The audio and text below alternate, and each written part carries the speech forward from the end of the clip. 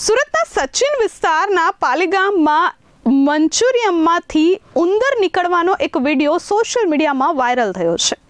આ video viral થયા બાદ પાલિકાના ફૂડ સેફ્ટી ઓફિસરો દ્વારા તપાસ હાથ ધરવામાં આવી હતી, પરંતુ તપાસ કરતા તેઓએ કહ્યું કે અમને ફક્ત અહીં ગંદકીની ફરિયાદ મળી છે, ઉંદર મળવા મામલે અમને કોઈ જ ફરિયાદ થઈ નથી।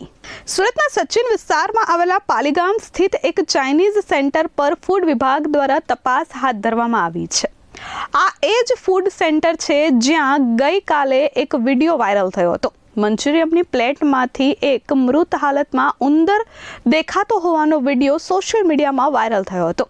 જો કે આ વાયરલ વિડીયો બાદ ફૂડ વિભાગ દ્વારા તપાસ હાથ ધરવામાં આવી હતી, પરંતુ પાલિકાના અધિકારીઓ કહેતા હતા કે અમે ફક્ત અહીં ગંદકીની તપાસ માટે આવ્યા છીએ, અમને અહીં ગંદકીની ફરિયાદ મળી હતી, જેથી આજે અમે અહીં તપાસ કરી છે અને અસ્વચ્છતા બાબતે દુકાનદારને નોટિસ ફટકારી છે અને આગામી 3 દિવસ સુધીમાં આ તમામ સાફ સફાઈ કરવા અને પેસ્ટ કંટ્રોલ અને જરૂરી સાફ સફાઈ જાળવવાની અપીલ કરી છે। આ સાથે લાયસન્સ સંબંધિત જરૂરી કાગળો પૂર્ણ કરવા માટે પણ નોટિસ ફટકારવામાં આવી છે।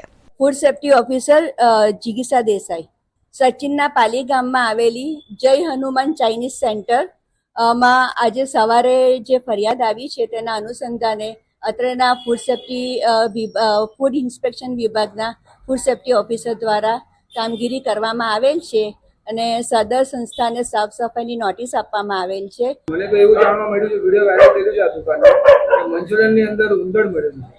અચ્છા, એવું કે તમને જાણકારી કરી? ના, અમને એવી જાણકારી નથી। અમને ખાલી સાફ સફાઈ માટે સાફ સફાઈ ગંદકી માટે ટેલિફોનિક ફરિયાદ મળી છે, તેના અનુસંધાને આવી છે। કોઈ કરી છે? એ તમારા સાહેબ પર આવે છે।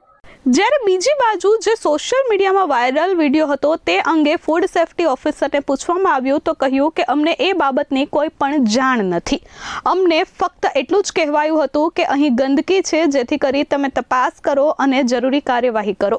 અમે અત્યારે તેમને નોટિસ ફટકારી છે અને આગામી દિવસોમાં જરૂરી લાયસન્સો અને કાગળિયાઓ બાદ તેમની દુકાન તેઓ ફરીથી શરૂ કરી શકશે। પરંતુ સવાલ એ છે કે પાલિકાના અધિકારીઓને આ વાયરલ વિડીયો અંગે કેમ જાણ નથી, અને જો જાણ નથી તો ફક્ત ગંદકી માટે પાલિકાની ટીમ અહીં શું કરી રહી છે? પાલિકાની ટીમો દ્વારા ગંદકીને લઈને જે નોટિસ આપવામાં આવી તે દ્રશ્યો વખતે ત્યાં જ ગંદા બટાકા અને અન્ય સામાન પણ દેખાતો હતો। તો શું પાલિકાના અધિકારીઓએ આ મામલે કોઈ કડક કાર્યવાહી કરી છે ખરી? તેવો સવાલ ઉઠી રહ્યો છે। ધરતી પટેલ, S24 ન્યૂઝ, સુરત।